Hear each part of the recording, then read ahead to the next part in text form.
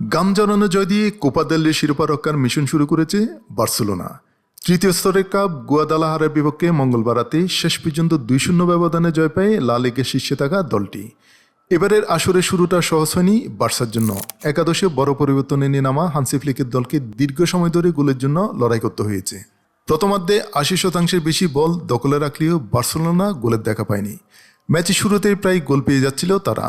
ষষ্ঠ মিনিটে মাঝমাঠের কাছ থেকে এরিক গার্সিয়া নেওয়া এক দুঃসাহসী শট সামলাতে গিয়ে গুয়াদালাহারা গোলরক্ষক দানি ভিসেন্তে অল্পের জন্য আত্মঘাতী গোলে রান।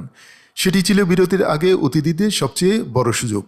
রাশফোর্ড ও লামিনে ইয়ামাল প্রথমার্ধে তেমন প্রভাব রাখতে না পারায় হতাশায় পড়তে হয় বার্সা সমর্থকদের।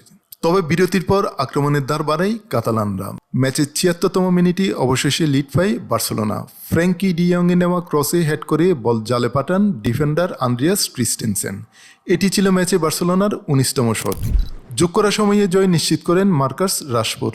লামিনে ইয়ামালের বাড়ানো বল ধরে গোলরক্ষককে কাটিয়ে ঠান্ডা মাথায় গোল করেন ইংল্যান্ডের এই ফরোয়ার্ড।